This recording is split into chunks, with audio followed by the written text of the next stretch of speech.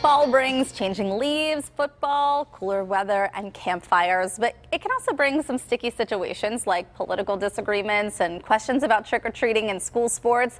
That's why we've called in the best of the best Steel Advice columnist Marianne Wellener to get her take on the issues. Good morning. Good morning. So my kids are still young. A lot of people still have young kids, but there gets to be that age where maybe it's starting to get questionable. So how old is too old to let your kids trick-or-treat? I think 8th grade is usually the transition year. Maybe you'll have a little party at your house, a pizza party. The kids may put on easy costumes and hit a few houses and come back and listen to the doorbell and the little trick-or-treaters come. But I think the 8th grade is about the time it transitions to no longer going door to door in a costume. I always wonder too about the parents who bring their newborns around trick-or-treating for the babies that aren't going to eat the candy. That's another question. Oh, okay. I hadn't thought about what about the parents who drive their kids to other neighborhoods where they may get those full-size candy bars? Well, you know, that's a common thing. And I don't think that's a bad thing. What if you have a darling kid in a darling outfit, and in your neighborhood you live on a very busy road, or the houses are spaced quite far apart or on a hillside, and people just close their blinds and don't put on their lights? Why not go to a neighborhood where there are a lot of kids? And if you're choosing to go somewhere else, pick a good neighborhood and hope that you'll get some big candy bars. Well, someone wrote in and wanted to know, last year they gave out raisins, the kids laughed at them, and they want to give out something other than candy. Is there a good recommendation for something like that? I researched that a little bit, and yes, you can give out stickers, you can give out fake tattoos, you can give out little tops for pencils, you can give out spider rings, glow sticks are big, glow bracelets. So there are lots of things you can give other than candy. If you're not into giving out candy. If you're not into giving out candy, yes. Why do some people turn out their lights and hide in a dark house until trick-or-treating is over? I know some of these people, and to tell you the truth, they either forgot to buy the candy, they don't want to spend the money, they may have a pet that goes crazy when the doorbell rings, so they just sort of lay low in their game room, or they just may be old fogies that don't like Halloween. Right? Don't like Halloween. Okay.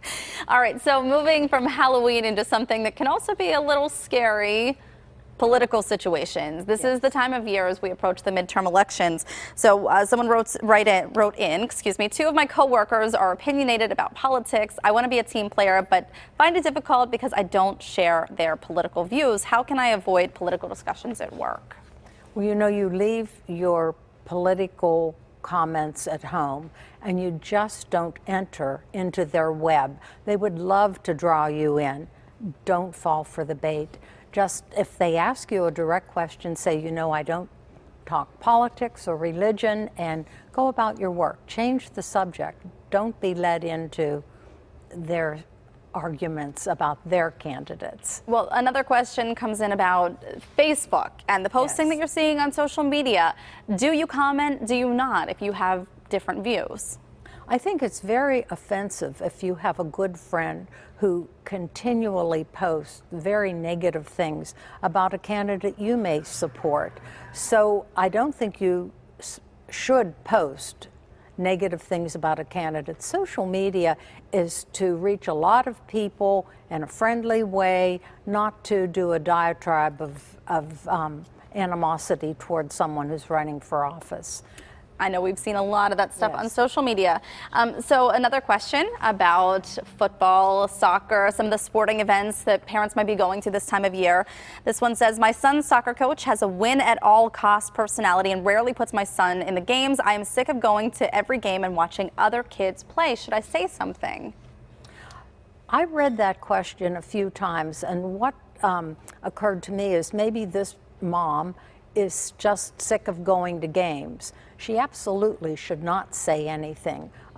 High school sports are competitive sports, and that means often the better players start and the ones who are not as skilled sit on the bench. So unless her child is in a team that guarantees everyone plays, she should not say anything to the coach. But she could tell her son to ask the coach, how can I get to play more? Maybe the coach could help the child know what to improve. But the mom shouldn't say anything. So encourage your children to be advocates for themselves. Correct. Another question, at soccer games, my husband and I sit as far away from other parents as possible. How can we remain serious about our son's game and not appear snobbish? I've observed parents who sit up in the stands, and they usually know the rules much better than the fray that chatter, chatter, chatter. And they often like some downtime by themselves. So the way not to appear snobbish, when you leave, congratulate the players who've done well and say hello to everybody. But I don't think people think you're snobbish. They just take it for granted that everybody doesn't sit in the cluster. Pay parents like some alone time, don't they? Yeah, yes. I get it. Thank you so much, Marianne. I love getting your Steele advice. It's always such good advice. It's fun to be with you. Thank you. And for more of Marianne Steele advice, you can contact her at getsteeladvice@gmail.com. And of course, you can watch for her regular segments right here on PTL.